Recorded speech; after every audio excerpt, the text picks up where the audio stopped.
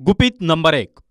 Special chartered प्लेनऐवजी अजित पवार शहांच्या भेटीसाठी सामान्य प्रवासी विमानानं दिल्लीत पोहोचत होते.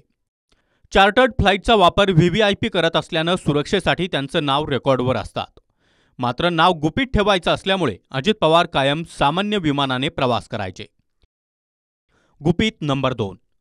अजित अनंतराव पवार हे नाव न वापरता प्रवासामध्ये AP अनंतराव असं शॉर्ट फॉर्म वापरून दिल्लीमध्ये लँड व्हायचे.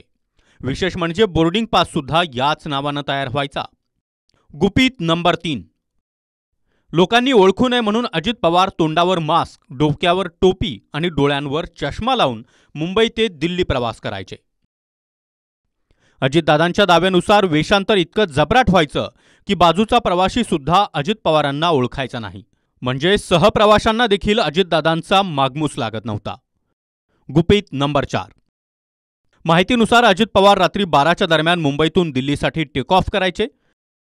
दिल्ली विमानतळावर अजितदादांना पिक करणारी गाडी तयार असायची.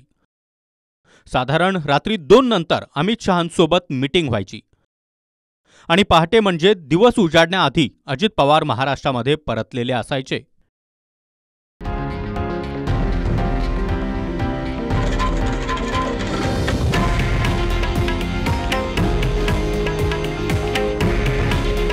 हे आहे देशातील नंबर 1 न्यूज नेटवर्क आणि आपण पाहत आहात TV9 मराठी. काळजी तुमची, हित महाराष्ट्राचं.